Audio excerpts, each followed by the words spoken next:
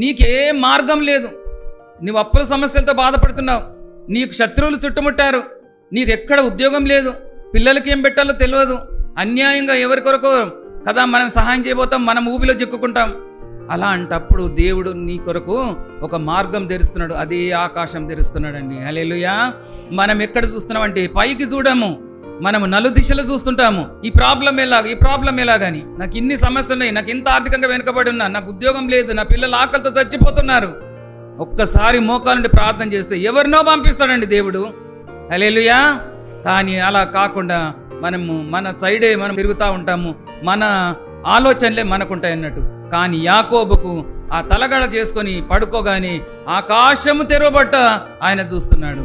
అందుకని నతన్యేల్, నీవు ఆకాశం తెరవబట్ట చూస్తావంటున్నాడండి. ఎందుకు? ఆయన యేసు ప్రభును నీవు దేవుని కుమారుడు అని చెప్పాడు. అందుకని అంత